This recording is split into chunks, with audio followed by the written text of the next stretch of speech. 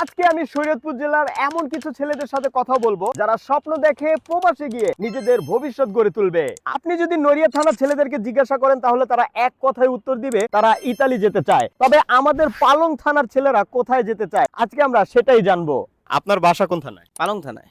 আচ্ছা, আপনি কি প্রবাসে যাওয়ার স্বপ্ন দেখেন? জি, কোন দেশে? আমি এখনো দেশ সিলেক্ট করি নাই, আমি আইএলটিএস করতেছি। আমার টার্গেট আছে সাইপ্রাস অথবা মাল্টা। আমার আইএলটিএস স্কোর অনুযায়ী আর কি আমি দেশ সিলেক্ট করব। আচ্ছা, সবাই তো ইতালি যাওয়ার স্বপ্ন দেখে, আপনি কেন নয়?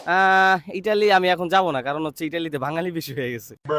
আচ্ছা ভাইয়া, তুমি কি প্রবাসে যাওয়ার স্বপ্ন দেখো? হ্যাঁ দেখি। কোন দেশে যাওয়ার স্বপ্ন দেখো? মালয়েশিয়া। মালয়েশিয়া। আচ্ছা, আপনার বাসা কোন থানায়? পালংয়ে। আচ্ছা, আপনি কি প্রবাসে যাওয়ার স্বপ্ন দেখেন? হ্যাঁ দেখি। কোন দেশে যাওয়ার স্বপ্ন দেখেন? তো মালয়েশিয়া যাওয়ার স্বপ্ন দেখতেছি আর কি। মালয়েশিয়া কেন, অন্য কোনো দেশ নাই কেন? হ্যাঁ, অর্থ সম্বন্ধ কম তো তাই।